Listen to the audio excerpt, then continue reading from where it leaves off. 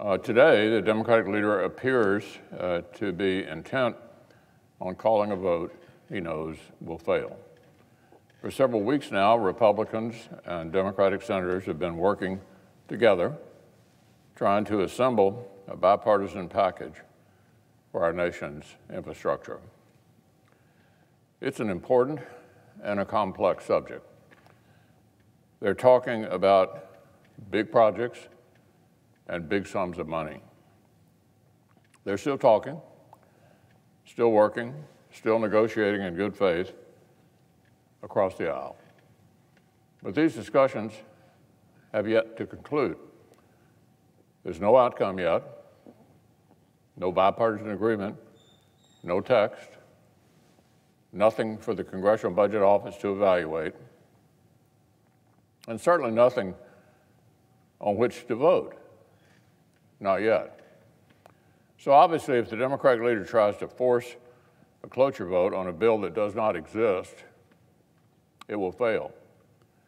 Around here, we typically write the bills before we vote on them. That's the custom. Of course, here in the Senate, a failed cloture vote does not mean no forever.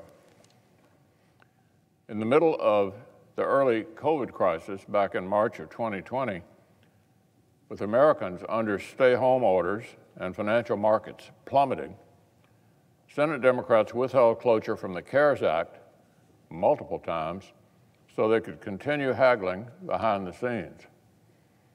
Now, this was during a real emergency. Every day, every hour was crucial. But Senate Democrats blocked cloture multiple times until various details were fine-tuned to their liking.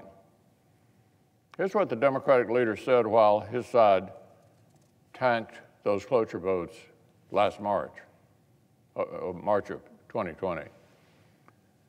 The majority leader was well aware of how this vote would go before it happened, but he chose to move forward with it anyway, even though negotiations are continuing. So who's playing games?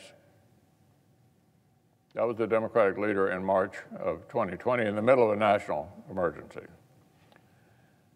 That, of course, was a fast-moving global crisis. With bipartisan text already in hand, there was a bill. Yet Senate Democrats insisted on taking their time in the middle of this national 100-year pandemic. Now, we're talking about long-term infrastructure investments that will pay out over many years, but he wants to vote before any agreement even exists. So this stunt is set to fail.